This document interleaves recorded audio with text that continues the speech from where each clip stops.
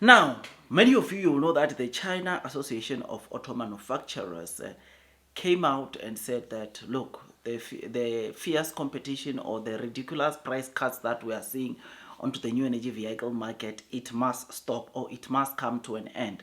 And they came in after, obviously, we read that BYD had slashed the prices of some of their models up to 35%. On some of their cheapest model like the Seagull, they were offering, I think, 20%, which meant or which brought down the price of Seagull from $10,000 to around $7,000 or $8,000, $7,000 to $8,000, which was something that was just so, yeah, it showed that these discounts are indeed going to make the EV industry to really lose grip, especially for the premium market when NIO is currently mostly dominating, right?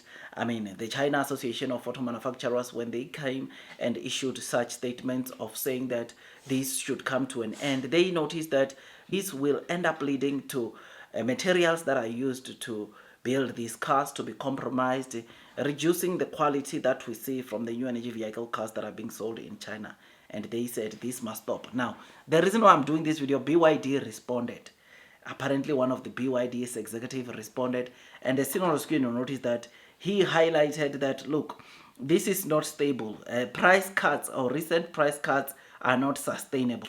This is like very extreme, tough competition. BYD executive said BYD competitors are always imitating the companies and always launch larger models of the same type at lower prices. This is what apparently BYD is saying. It led them into cutting their price like that, right? It's because the other competitors are launching similar products but with cheaper materials and give ridiculous discounts, leading in some of the BYD models not being able to do well. So BYD is not having bad intentions on the industry or in the entire new energy vehicle industry, but they are doing this because they are also facing some serious hit from competitors that are launching cheap products and similar to BYD and even larger, which is why they ended up slashing prices by 35%. This is what BYD is saying.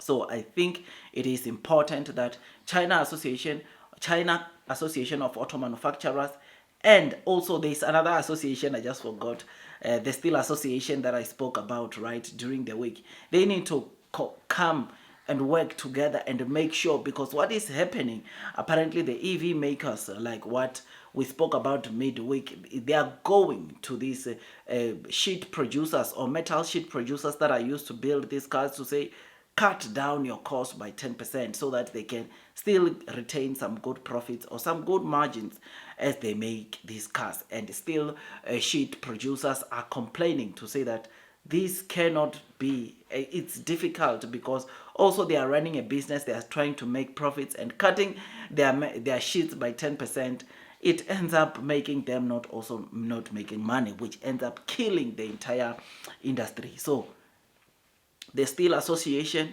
together with the China Association of Auto Manufacturers, I think this is a very good initiative that must be pressed moving forward. And those that are offering ridiculous discounts, they must just face serious consequences, because not only are they themselves going to compromise their gross margins, but they are also compromising cars like BYD, EV names like they are compromising EV car companies like NIO, who they are producing a premium or ultra high premium quality electric vehicle cars. And this has given China a name because of EV companies like NIO.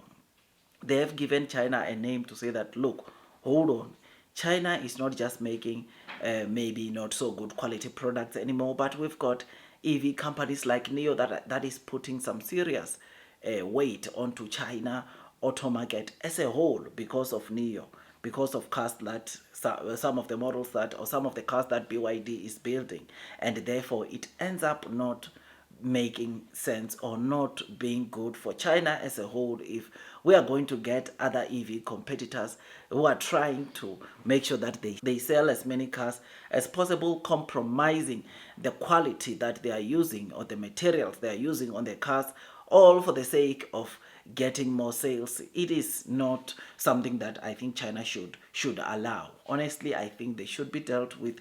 They should make sure that there are some, of course, a test that gets to be done, and the safety tests for these cars, they must be uplifted or must be taken to the next level, because if they don't do that, I think they are not going to win this war.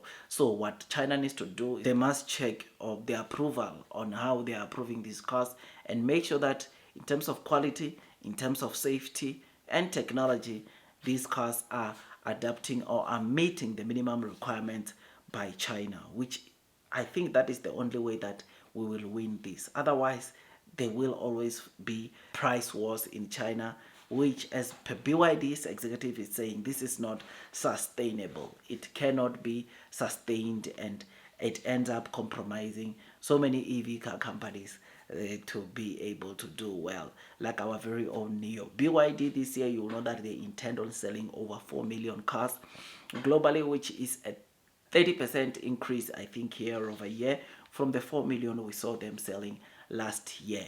Year to date, already the growth that we are seeing onto BYD, it's only at, I think, 15%, 18%.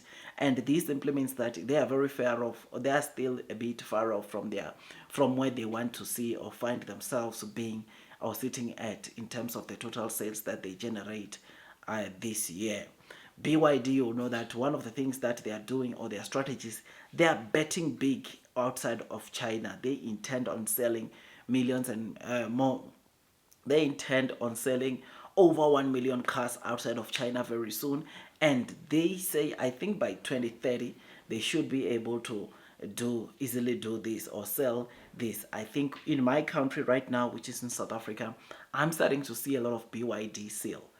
I've seen a lot of, I'm starting to see a lot of the BYDs, and sometimes I'm driving, I can't even take a photo, but I'm starting to see a lot of BYD in my country, South Africa, which simply means that they are really serious about penetrating or having a very good, strong market share outside of China, which is a good thing to them. And our very own NIO has also started a very good partnerships outside of China, where they are partnering with distributors, where they are not all going to obviously do a NIO house, but they are going to partner with distributors, local distributors, to help them sell their cars. And that, we all know that it's going to save them a lot of cost. We all know that it's going to make them to be able to do well, though their gross margins or vehicle margins will be compromised, as they will be sharing profits with these other companies that they're partnering with.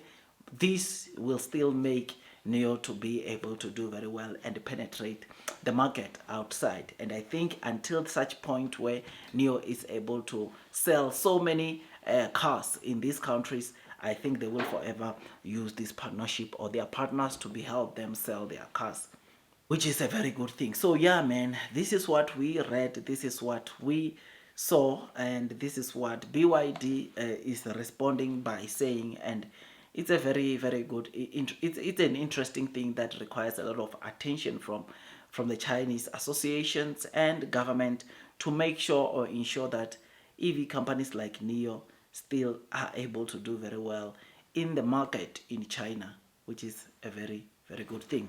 Blue sky is coming, long term will win. Those that are persevering will most definitely be rewarded with time. I remain long onto our very own NIO, because I believe that we shall be rewarded with time. Like, share, subscribe. I'll see you on the next one. That's all from me, and God bless you all.